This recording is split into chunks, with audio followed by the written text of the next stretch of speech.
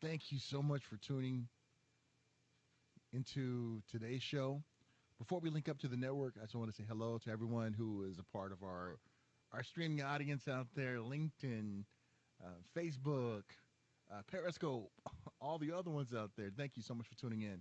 And please like, share, comment on these broadcasts. That let us know some things we need to change, some things we may need to talk about during this time. We really appreciate all your feedback. Oh, getting a wrap up sign. Time for us to get ready to go. Link up with the network. See you soon.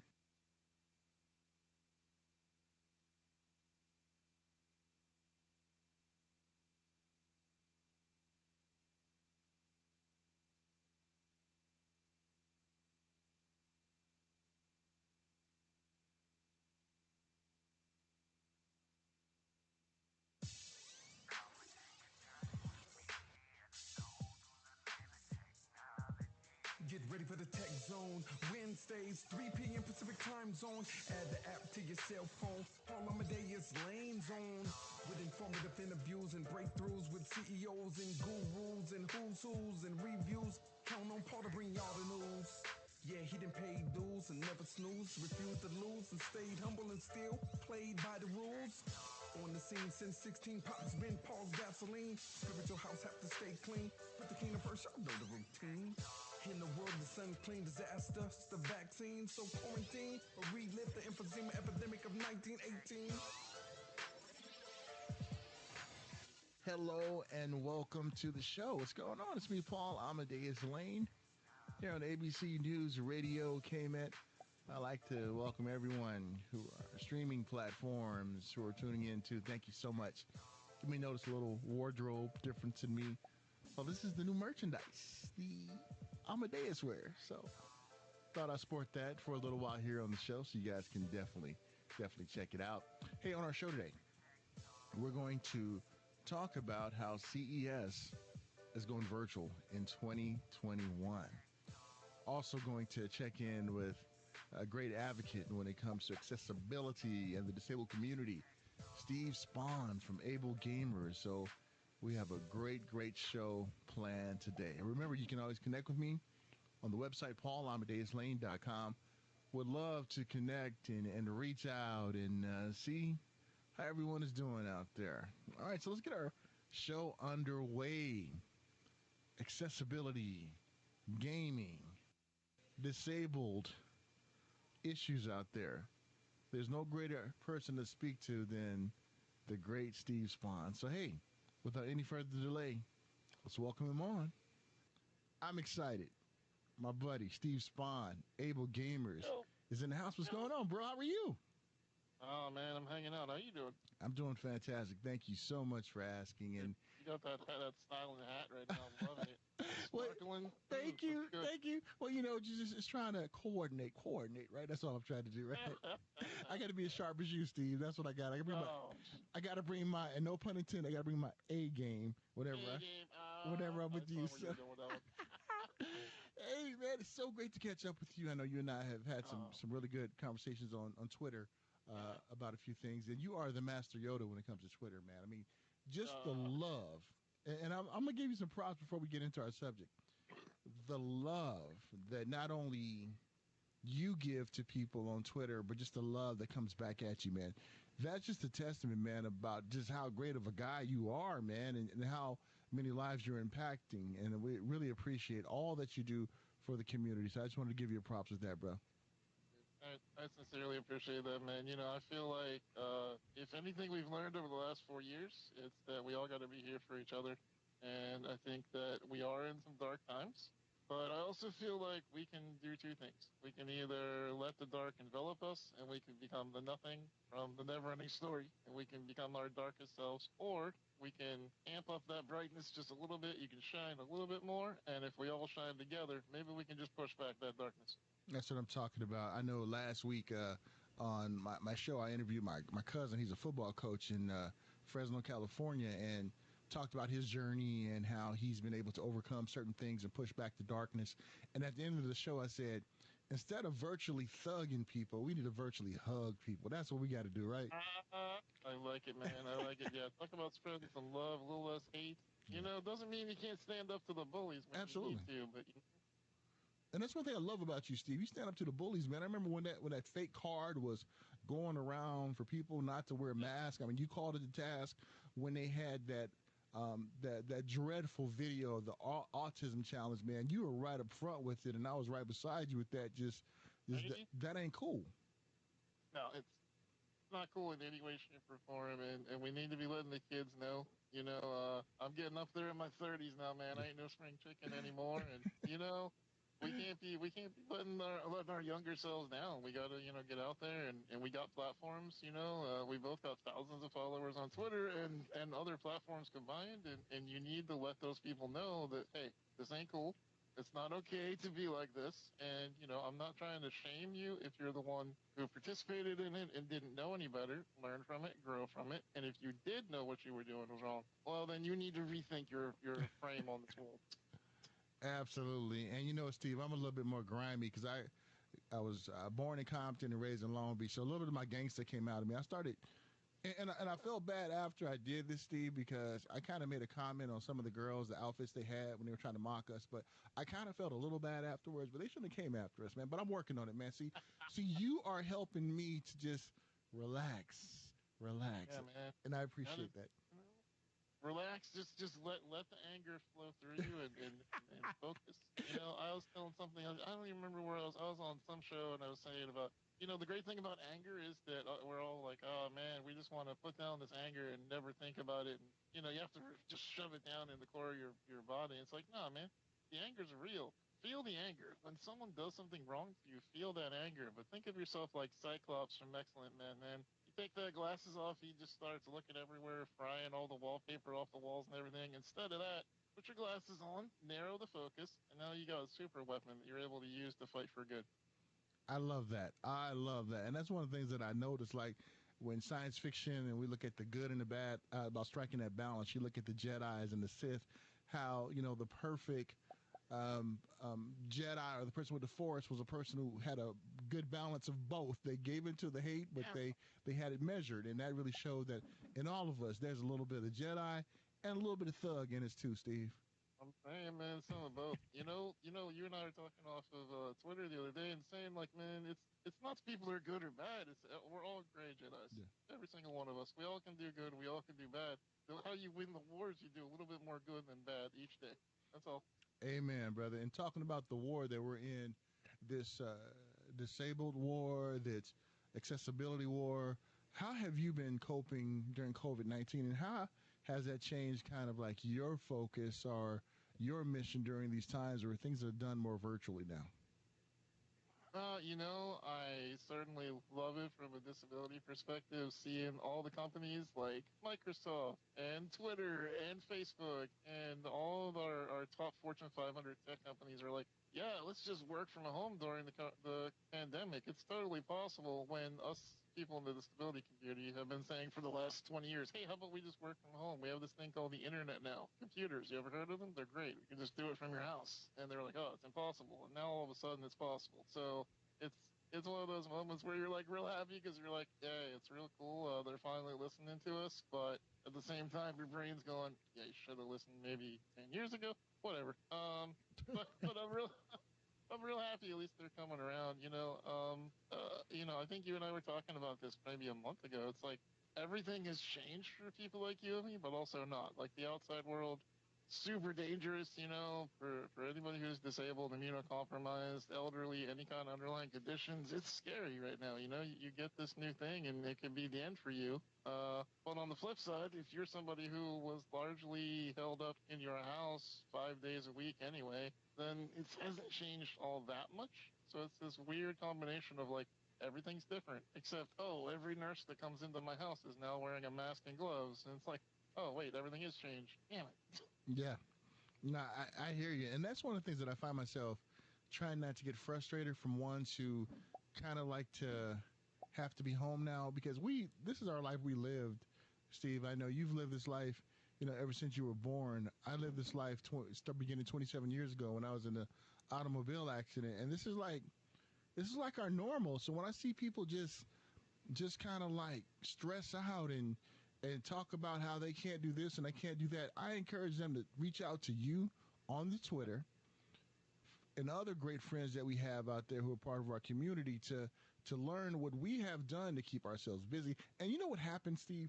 When we're at home and we have a little bit more time, it's like you like me. Our creative juices keep going and going and going, and we're Right? always constantly looking for ways to reinvent ourselves. And the ones out there who are not trying to do that, they're missing out on a grand opportunity to really just make some strides during this pandemic instead of just, giving into the moment. I 1000% agree. I saw a funny Twitter meme that was kind of sad at the same time, where it was like me at the beginning of the pandemic. I'm going to learn 12 languages and get some abs. Me now, I have 14 new pounds and no new languages. It's like, yeah, that kind of feels. That kind of feels how it isn't for a lot of people, and it's like, people like you and me. And I'm not saying we're better than anybody else. We're not. We're just a couple of average guys, right? We're just Absolutely. like anyone else. And I think that's why people, I would like to think, respond to content creators like you and me. Is, for all you out there watching, we're no different than you. We're just on your screen right now. You could do this. You can make a show. You can go ahead and get on Twitch right now. You can get on YouTube right now. You can go write a book. You can write a song. There's nothing stopping you. The beginning of the pandemic, I started my new YouTube channel. Even with all of my Twitter followers, it's still only got about 1,000 YouTube followers. It's nothing huge, but I'm putting out videos every other week. They're inspirational. They're on things like expanding your empathy, learning how to get rid of toxic friends, learning how to get through the pandemic. And it's just what I wanted to do was share some of my positivity with the world. And I've gotten cool comments from people thanking me for putting it out there. So maybe I only helped 500 people. Hey, that's 500 people that weren't helped before I put that out there. So I encourage you to do the same thing. If you think you got something cool in your brain, something that you want to put out there, maybe it's some inspiring content like mine. Maybe it's something super shiny like my fly friend here. Maybe you got a sparkly hat you want to put on. Do it. Like, don't be bashful. Don't be ashamed. Don't, your content is needed in the world. Share it. Put it out there. And Steve, that just shows where we're at in the technological age. If you look at it right now, you and I are able to, whenever we want to, fire up our little studio. We can go live. We can interact with folks. And think about, man, 20 years ago, this did not exist. And especially for members of the disabled community, we needed technology to make this shift because you look at some of the other folks we know who are disabled who are getting their hustle on when it comes to content, and it's great. It's incredible. And looking at what you're able to do now with your YouTube channel, what have you found out about yourself now since you are kind of putting yourself out there even more, giving inspirational thoughts and just trying to be the shining light during this dark time? The one lesson I think I've learned is it's easy to be part of something big. So a lot of people know me as Steve from Able Gamers. My coworker Craig and I always joke that our last names are from Able Gamers.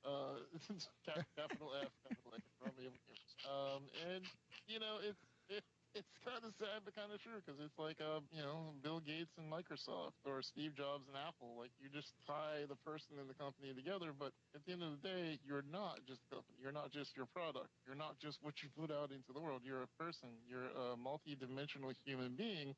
And I think we need to remember that for everybody. Not everybody has the drive and the aspiration to be on television, be on Twitch, go out and give speeches to the world. That's not everybody's bag of tea. But whatever it is you want to do, a friend of mine who is severely disabled, they have a lot of terminal conditions going on. And, when I say severely, I don't say that lightly. I mean, they themselves refer to themselves as severely. And I always say, let people label themselves. And so I respect that. They consider themselves severely disabled. Okay, great. Well, what are you doing with your life? I could sit around the house and I can just earn money from the government. I'm like, yeah, but do you find happiness in that? Do you find satisfaction? And they were like, well, no, it's kind of boring. So I'm like, okay, great. This was about a year and a half ago. And so, I'm checking in on them since then. Now they write puzzles. They're literally someone who makes puzzles, and they put it on a website, and people just go and they download the puzzles. The people pay like 99 cents a puzzle, and it's a nice little income.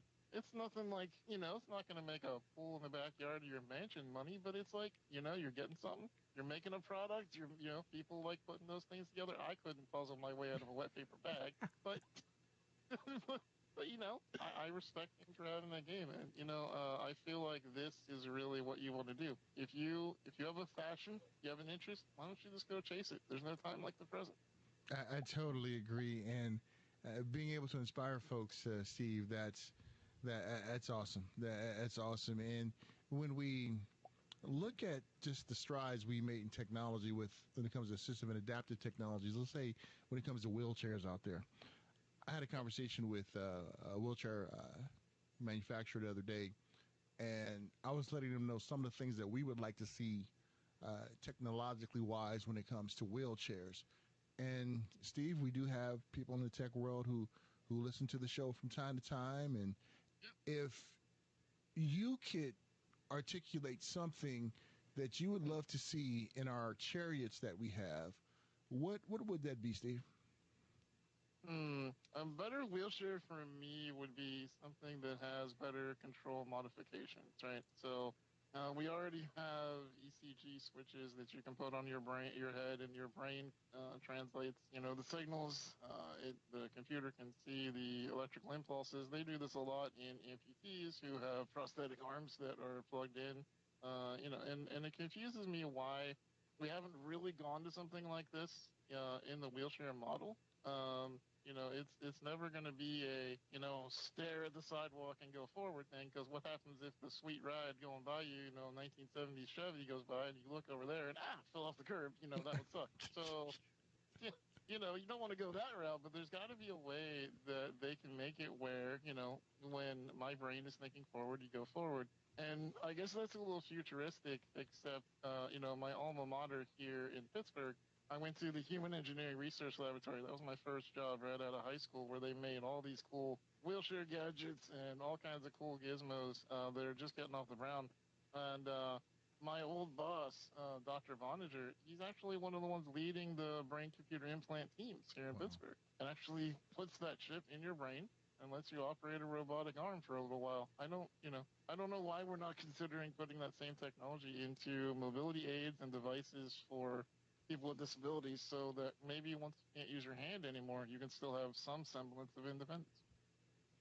And to me, that just shows how valuable ones like yourself and other members of our community are to articulate these messages to different companies out there, because it kind of reminds me of back in the days when it was a movie or a story about black folks and they would have somebody from another race play them. And if you wanted to get the realness of a black person or a woman, you would get them to play these roles, and it comes out even more real. If these companies really want to know what we like, ask us. Don't try to think about in your mind of what you think that these wheelchairs need. Oh, I think no. Talk to Steve. Talk to others out there. You know, pick our brains. Like Steve, you've been in your chair over 30 years, right? Because you'll be 30 about Yep, yep. 27 years, right? Yeah, yeah. So I've been in the chair for more than, I'm coming up now on 39. So Yeah, yeah, I mean, it's been a long time, 30 years in the wheelchair. yeah. And, so recently before the pandemic, the folks over at CMU hit me up to ask about, doing a wheelchair jam. Literally, we went down and brought wheelchairs down, brought real users with real problems. Real wheel problems is a heck of a thing to try to say. Real wheelchair problems. Say it three more times. Say it three more Uh, times, Steve. Come on. and then little juice appears in the wheelchair. So we were down there just having a good time, just talking about problems, everyday things that we could go through, and you could see these kids, like, their minds, they're smart young people just fresh into college, and you tell them the problems you have, and they go, wow, okay, I never thought of it like that, and like you can just see the hamsters and the wheels are just spinning. And by the end of the project, they have like 3 new ideas for wheelchairs. And, will they go anywhere? Who knows? They'll get sent to a wheelchair manufacturer, and the manufacturer will take a look at it and they'll decide whether it's, a viable product or not. But that actually came from listening to real people in wheelchairs. And that's a great segue too for the video gaming. You and I often talk about games because I'm a gamer myself, and I work in that industry. But a lot of developers that come to me personally outside of Able Gamers, people who come to me through Able Gamers, people who go to Able Gamers and don't even know I exist. Mm-hmm. They're coming asking these new questions like, "Hey, what do you think we should do for bad guys?" And what's the one thing you and I have talked about off air many times? Like, can we just get one bad guy who is not Yeah, a black guy with a cane and an eye patch just one absolutely. time? Seriously. Absolutely. Like, think outside the box. Stop trying to make disability bad, black bad. Like, we stop having the beautiful young white knight who's running around with a sword, and there's the guy with the eye patch who's the bad guy because he's disabled and angry at the world. Like, come on, come up with a different thing, man. Yeah, tell me about it. Not all of us are bad. We Right, pretty cool. We got a soft spot, right? right. I'm saying, just like, Yeah. like you're just angry at the world. So that's like the reason why you want to take down the world is because I don't know hardly anybody in the disability community who wants to go get a hold of a nuclear weapon and fill it with candy and drown us in cotton candy or some Fortnite level crap. Like, and it's like, no one wants to do that. We all deal with our lives, and maybe you should talk to some of us instead of vilifying us. Yeah, that is so true. And you talked about just the receptive, how people are more receptive now to what we're talking about. And the way I look at that, too, I look at it two ways. I'm glad that they're listening, but Yep. create employment and jobs for ones who are like us, so that we can be a part of the teams. Like I said, grew up in Compton and Long Beach. There's a saying we had in the hood, Steve, and it was "game is sold and not told." So that means if I'm gonna tell you something, it's gonna cost you something because you're gonna make something off of what I'm gonna tell you. So let's try to make this empire together, and let's work together where we're all treated fairly and we all can make a little cheddar. I mean, that's just the entrepreneurial hustler mind in me, Steve. Correct me if I'm wrong because you are like my inner Yoda. So help me out here. No, not wrong at all. In fact, I've never heard that before. I've heard nothing for us without us. That's one. But I like that saying. And here's why: because now we're seeing a dramatic shift in the world, and I've said this to people, and I got some pushback from some academics for it. But I was talking on Twitter not long ago about if someone comes to you from a company and they want to know your perspective, then make them pay you. And if they don't pay you, say no. Now, that seems like it goes against everything I just said about we should make sure that our voices are heard and companies are coming to us for consultation. But just like you just said, why should we give you the information for free? I have 39 years of being disabled. You have 27 years of being disabled. Do you know how much money either one of us would make at a senior level, C level, chief operating officer, CEO of a company level with 27 to 39 years of experience? We'd be asking for six figures minimum. In fact, if Absolutely. you offered us $100,000 a year contract, we'd be insulted that you gave us such a low figure. So why are you going to come and be like, yeah, can you just tell me all this information for free? No. And what's funny is, Steve, the persons who's asking for that information, they getting paid. They're not doing it for Right? free. So, Right? it's one of those things that this is where I think the next domino of advocacy is going to come for our community. That okay, we love telling you all these things, but you're gonna make money off of it. You're gonna bill my insurance $100,000 for a wheelchair. You're gonna charge this amount for this game. You're gonna charge this amount for this controller. Now, if you're gonna make some money, I need to make some money. I mean, it's only right, that's. But you bring up a You very spend good my point. time. Yep. I mean, yeah. No, listen, it's one of those things, right? So I did get, like I said, I did get pushback, and people were, like, oh, well, what if it's helping the world? Like, you're not going to help the world? It's like, listen, okay, if a hospital comes to you and you're willing to let them, record a procedure. I went the other day to a hospital, and I'm having some work done on my trach, the tube in my throat right now. And they were like, hey, we just want to, while we're in here, we're looking around, we just want to record this to be able to show students.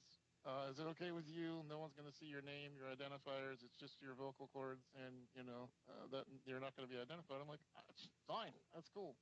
Research away. Go ahead, see if you can learn what's better to make somebody else's life better. That's fine. Like, because it's a hospital, and they're trying to make good things for the world. It's way different if Nike comes to me and is like, "Hey, we want to figure out how to make shoes for people in wheelchairs, and we want to put the swoosh on the side of your wheel.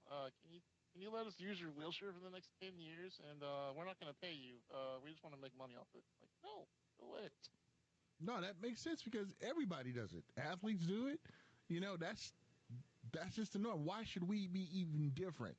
And I appreciate you definitely sharing that because, like I said, if nonprofits, if they are not, if they want some knowledge from us, of course we're gonna spit it. But if you charge somebody a fee to be in there, you're gonna have to scratch me a check. I'm just saying, I mean, our time is valuable just like theirs. They're not up there doing it for free. Their CEO, their managers, and I tell them, why don't you go ahead and volunteer your time to do this? They'd be like, you better pound sand and kick rocks. They're not going to do that. So we're not going to do it. So Steve, that's the next domino to drop for us, man. Advocacy.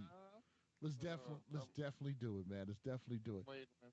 Yeah. So tell me some more, man. Anything else been going on with you, man, since the last time we chatted from GAD 2020? Again, Yeah. thank you so much for being a part of that program. Oh, You and no. Mark were found outstanding talking about it. But anything else been going on with you, my friend? In the world of gaming, there's never a week that's not going by. Well, the thing I like about the Twitterverse and about the internet and about being disabled in this day and age, like we were saying earlier, 10 years ago, we would have been in a world of difference. It'd have been you and me talking on a phone while we're playing on Ataris. Like it would, it wouldn't have been, doing productive things nowadays, but, now you can actually do some stuff. You can do some cool things. So we've had some really fun successes at work. At Able Gamers, we've been working on some advancements. We restructured a bunch of our systems to be able to help more people faster. That's been fantastic. I've been enjoying being part of that ride. And on the personal side, just reaching out. I've got a really cool thing that I've got with an A-list celebrity coming out next week. I can't even talk about it yet because I'm under NDAs. Two Hollywood things in the bag I'm not allowed to talk about. It's like, these things are finally happening, and what I'm really hoping is that we're paving the way. I hope that people like you and me and your viewers out there who are watching, who are also entrepreneurs and in their own leaders in their own areas, right? I hope that, we are seen as trying to pave the way for others to do this, right? I'm going to guess you've got similar stories, and I hope you'll share one here, after my paragraph here. But, I don't know about you, but I've had times where people have come to me and said, listen, I got into this game because I saw you were doing it, and I thought, if you're doing it, why can't I do it? And I'm like, yes, exactly, do that. And, I've had a couple of you be like, oh, I didn't want to be disrespectful, like I'm trying to replace you or anything. I'm like, listen, I'm upper 30s now. I'm not going to be here forever. I need a replacement eventually. I'm not saying I want to be out of the game yet, but it's going to happen one day, and there needs to be people coming up from, this is the beginning. You don't just magically turn on Twitter and get 100,000 followers. It doesn't Yeah. happen like that.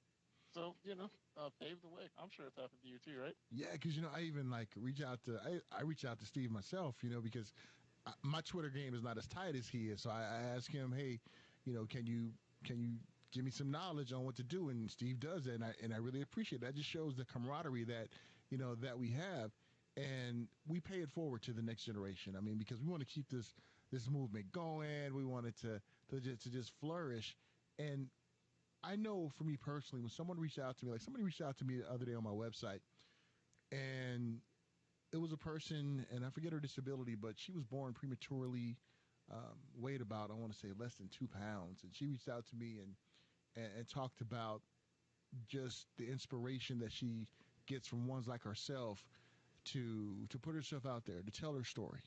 And she has an incredible story. She's getting ready to write a book, and Oh, she thank you. she is awesome. And just like you said, just some of the things that we're being productive during this pandemic to keep on hustling and keep on going.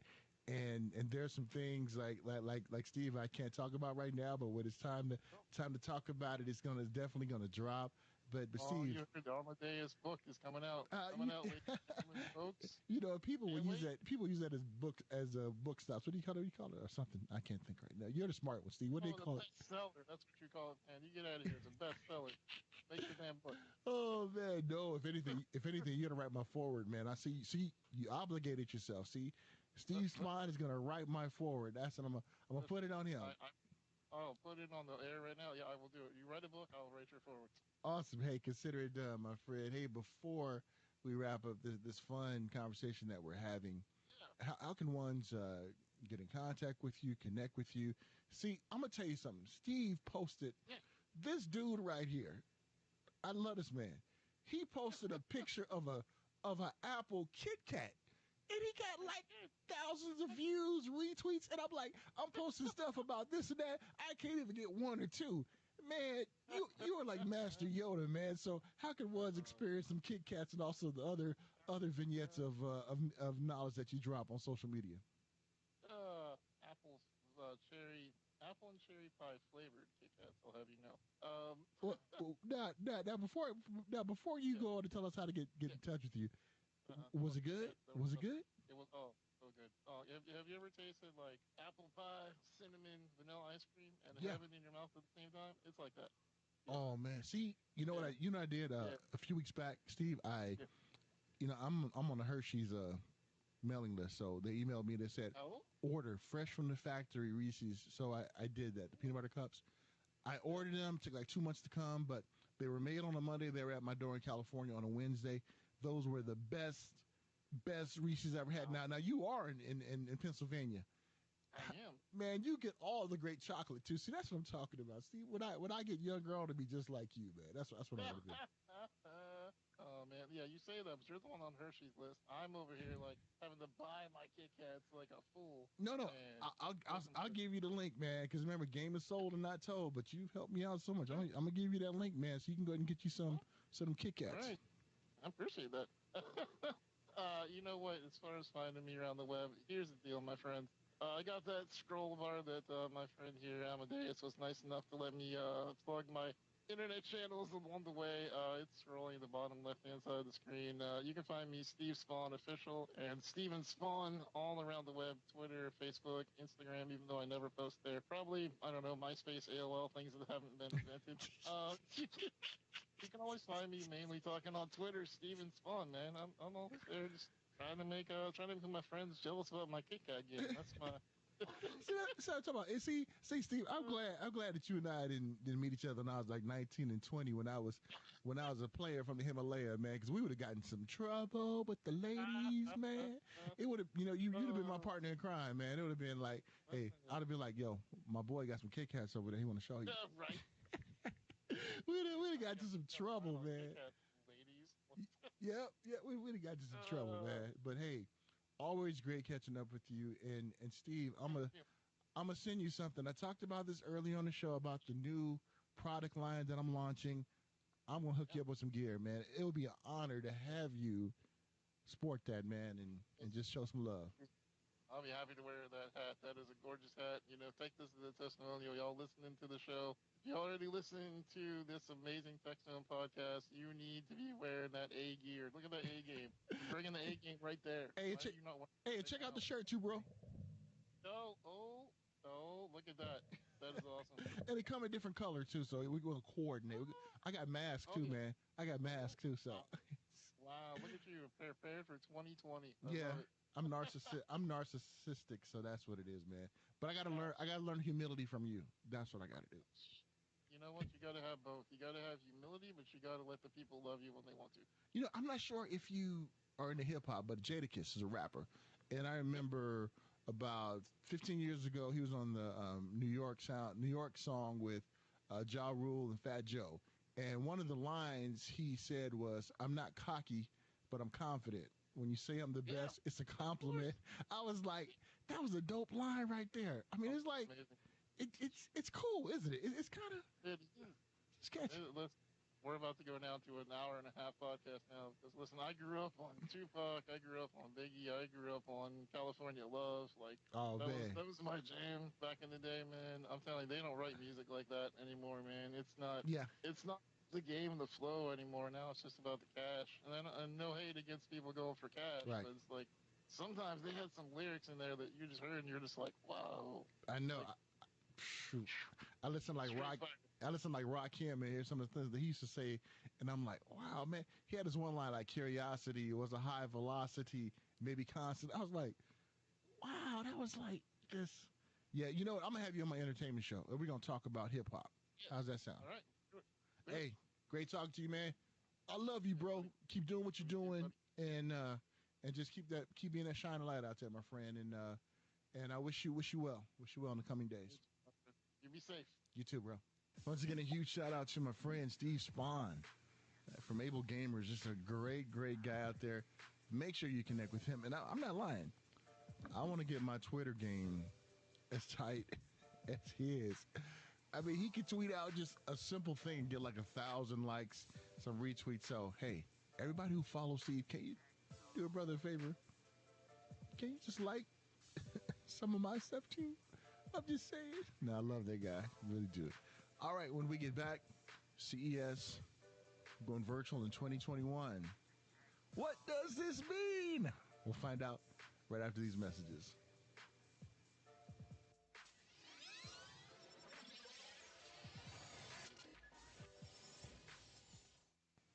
All right, we are in the middle of our network break. So, on our streaming audience, we can chat it up just a little bit before I get the wrap up sign that we're going back live with the network. Hope you guys are doing well. Hey, what's like your favorite song of all times? I know with me, I have like several of them. I'm a huge like old school hip hop fan, so huge fan of Rakim, huge fan of like UTFO, LL, Kumo D, you know. So some of the old school raps, you know, I really enjoy. Rakim, I remember one song he had. It was called "What's on Your Mind." I think it was on Sweat the Technique album. And one of the tightest lyrics he ever had that I ever heard in my life is when he said, "Curiosity, high velocity, maybe constantly." I probably messed that whole thing up, but check out the song "Know What's on Your Mind" by Eric B. and Rakim. Really dope. All right, I'm getting a wrap up sign. We got about 15 seconds before we get back with the network. Now it's like 12. See you guys on the other side.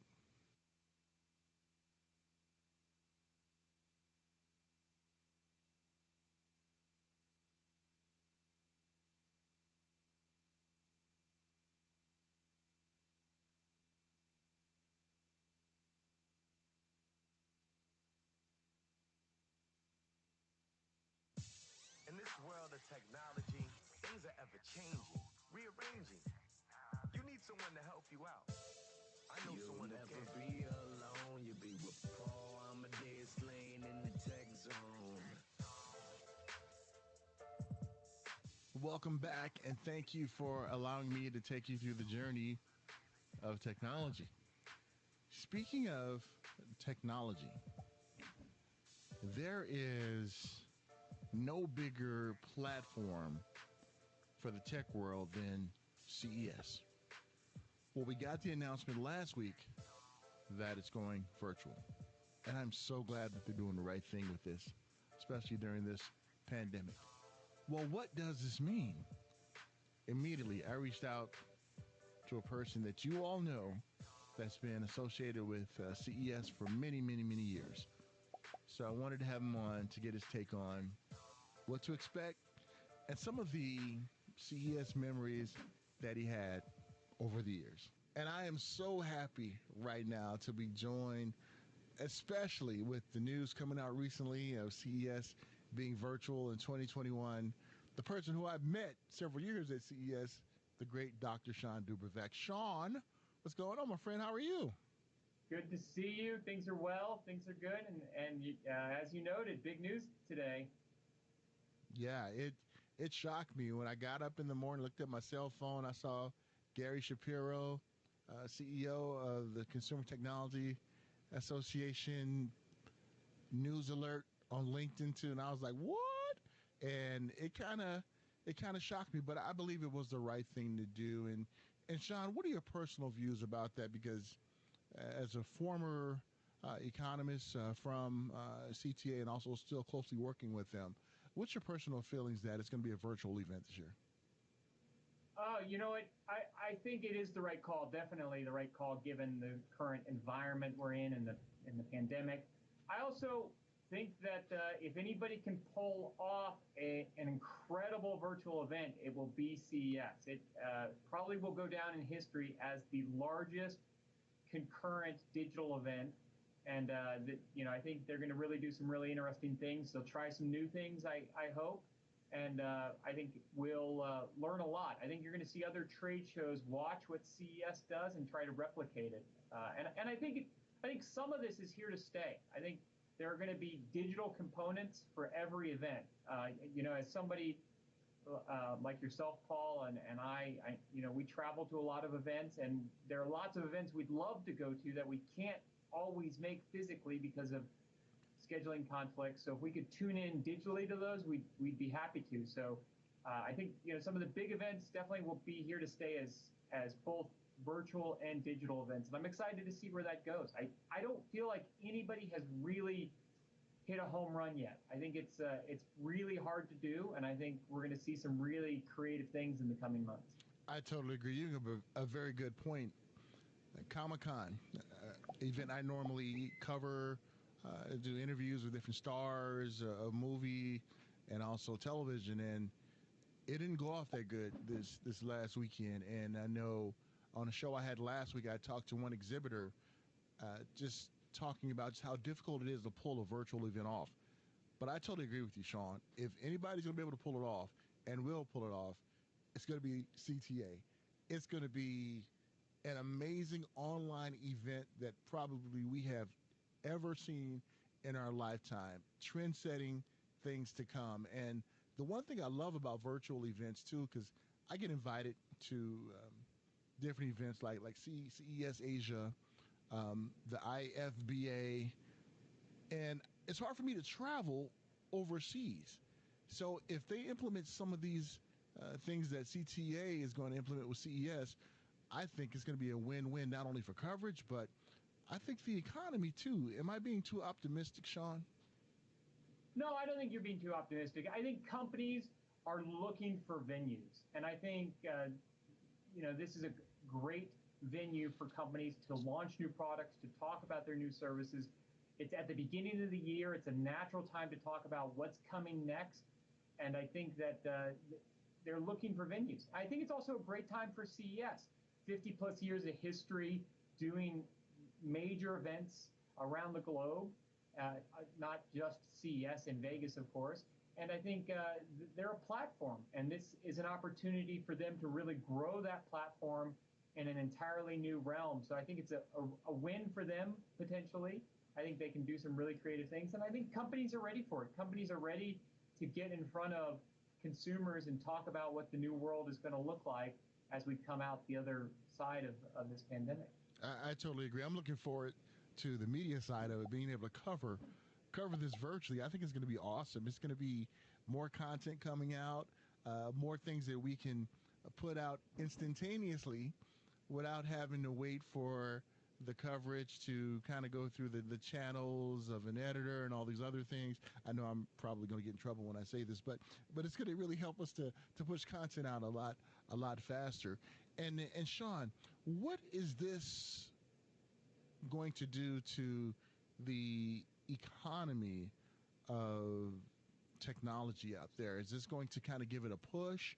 Or are we going to see kind of like some uncertainties with just the way folks are thinking about this now? Well, I think there are a lot of uncertainties, and there's going to continue to be a lot of uncertainties for the next 18 months. We're in that period where we're not exactly sure what the world's going to look like.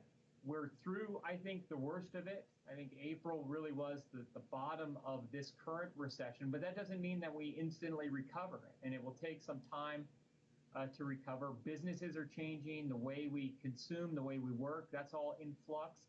And so we're going to see it here in the coming weeks as we roll into back-to-school shopping season.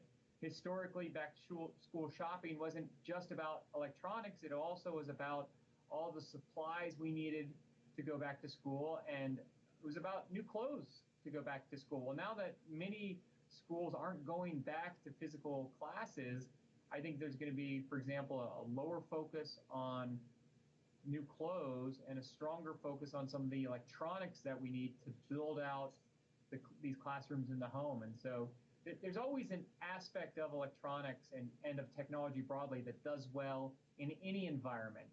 What's difficult is making that transition from one phase to the next. And that really has been the story of CES through all of its years, is taking us from what's hot today to what's going to really be meaningful tomorrow. And you know what, Shawn, that just brought up an idea in my brain. I remember growing up, and you probably remember this too, going school clothes shopping. I want to get this, I want to get that. But now we see that a lot of things are going to be virtual this year. What can the United States do to kind of bridge that divide when it comes to bandwidth? Because in some areas, I mean, even here in California, you know, Silicon Valley, we have all these tech hubs, but some pockets of California are still on dial-up. So what can be done to kind of help that out? I think you bring up a really good point, Paul, that now is the time really to require, necessitate this transition to a digital world. We've been talking about it for well over a decade. We've been trying to close the digital gap, but now it really is a necessity. And I think schools are going to really feel the pressure when the new school year starts.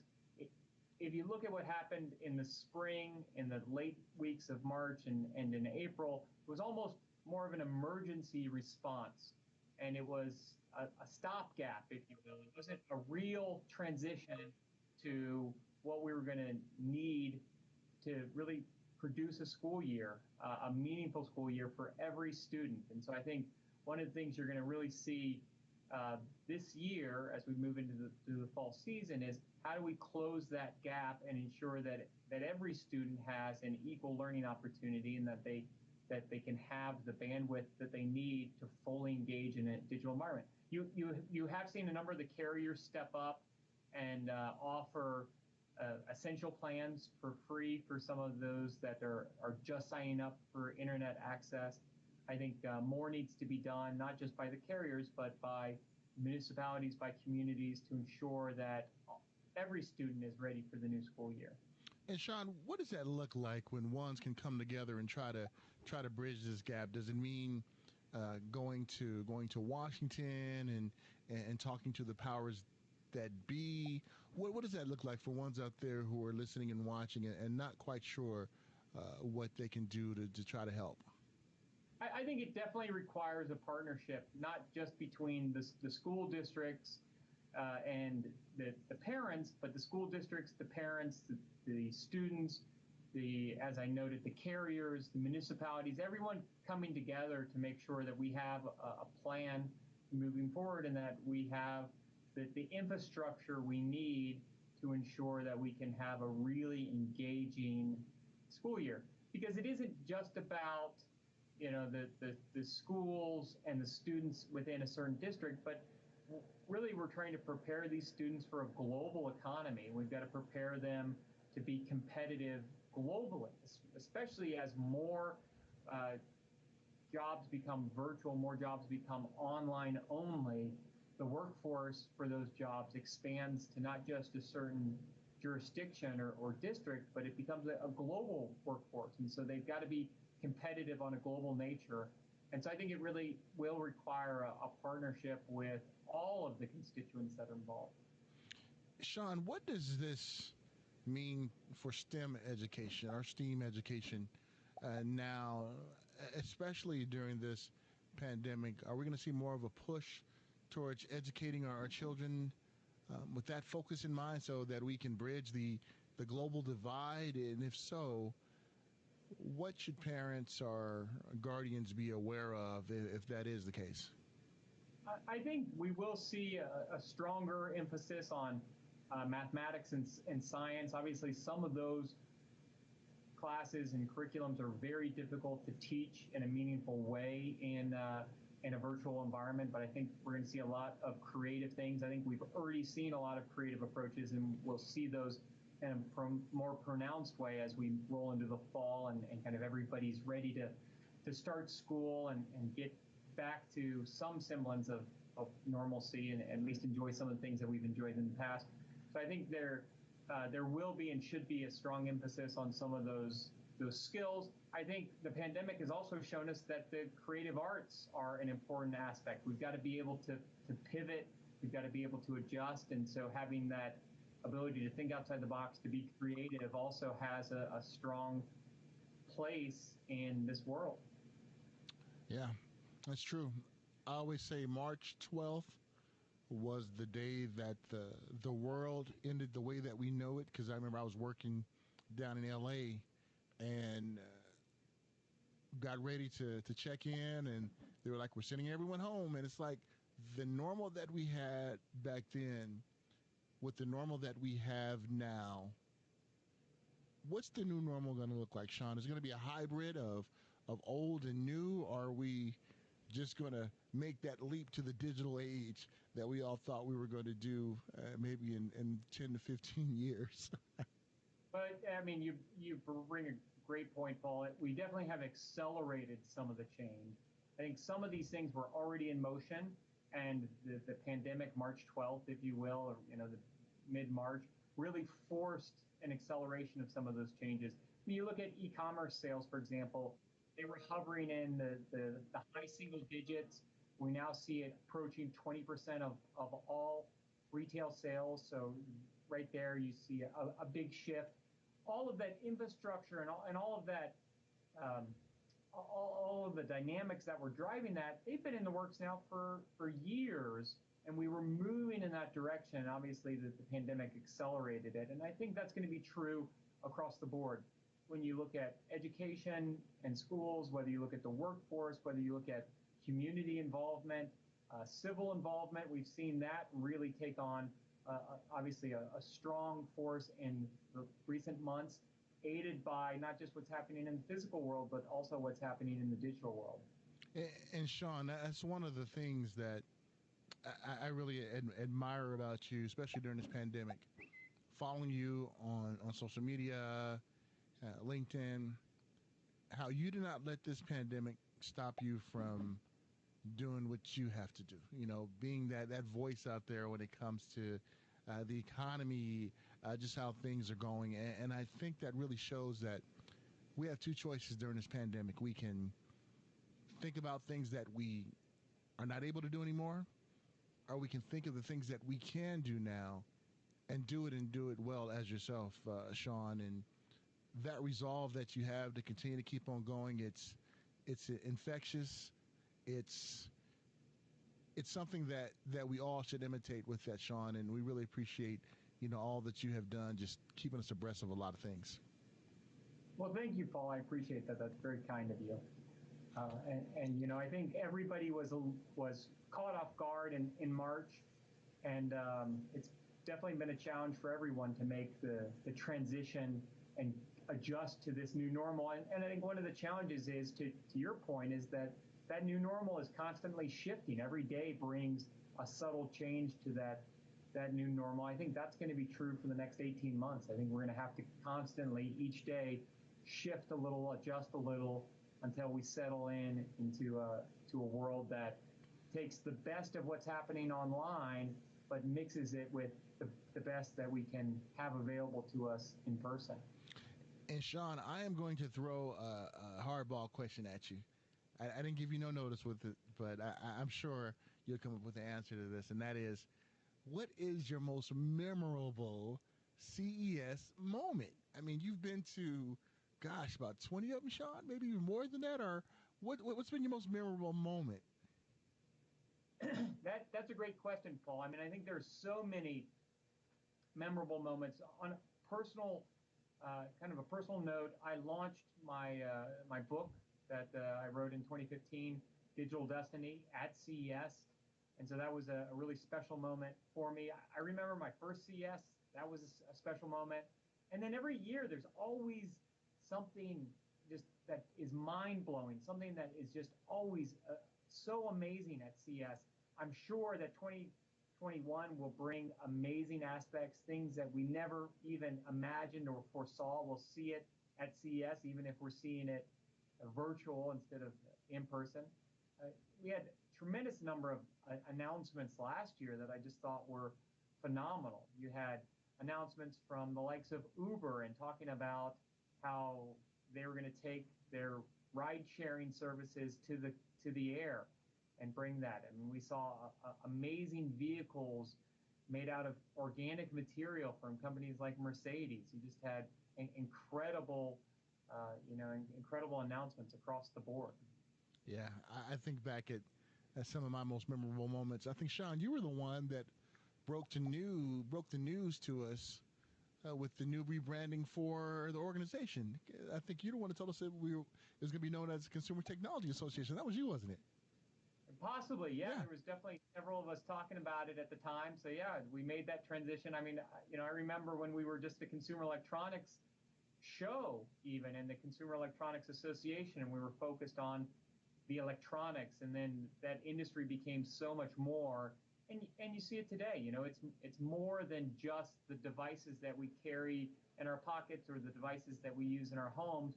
It's become embedded in who we are, how we get things done. So you see that across the board, and it's just awesome to see that 50 plus years of history at CES. I know there's 50 plus more years of future that lie in front of us. We're going to see a lot of announcements. And I think, the companies have just done a great job of using CES to really expand the horizon and expand the imagination and potential of what the future might look like. Yes. It's a bittersweet day because I see that this is definitely going to help out with just spreading the word of how important technology is. But I'm gonna miss bumping into you at what's the Unveiled and checking out your bow tie. You and I both showing off our bow ties and everything. Yeah. But we have to show them off, I guess, during our virtual event too. We'll do that too, right? We'll do that. We definitely should we should get together again online during CES with bow ties, just like we did. And then, we'll enjoy this CES in 2021. And then we'll look forward to 2022 when we're back in Las Vegas. The way the world works in 2022, I'm sure we'll look back and say, I missed some of those virtual aspects. I miss being able to connect with everyone. You always want a little bit of what you can't have. So yeah, especially like at midnight when we're going to another VIP event and have to be up like at 4 o'clock in the morning, right? That's right. Yeah, we'll look back and we'll be like, there were some things about that virtual event last year I really, really like. I missed some of those things. That's so true, Shawn. Thank you so much for coming on, especially in light of this new news that we received about CES being virtual. I know we plan to talk about the economy a little more, but that just makes me want to have you on again soon to talk about the economy even more. But please let everyone know how they can get a hold of that New York Times best-selling book and also connect with you. Well, you can find me on Twitter and the other social networks at Shawn Dubravac, and I look forward to hearing from you. You can definitely check out the book at Amazon or everywhere that books are sold. We're starting off at an awesome point as we head towards CES. We've got months to build. And here's, the other interesting fact is that CES is only a couple months away from starting to plan for 2022. So while we're in the midst of getting ready for 2021 and the CES that we'll see at the beginning of the year, we're already starting to plan for the CES that we'll have in 2022. So it's an awesome time to be watching tech. I totally agree, my friend. Shawn, until next time, which will be real soon, take care of yourself, my friend. Sounds good. Thanks, Paul. Virtual convention is going to be CES, and I can't wait to be a part of that. Bring coverage, to conduct interviews, and just to bring awareness of the world of technology. And I think we're going to see a lot of technology that has to deal with health-related, pandemic-related. I think all those technologies are in the works right now, and I can't wait to see what's in store. Guess what? Time's up. I hope you enjoyed the show. Hope you enjoyed the new gear, the Amadeus wear, Amadeus Fourth Media wear, coming to a store near you online. Well, take care, folks. Looking forward to chatting with you next time.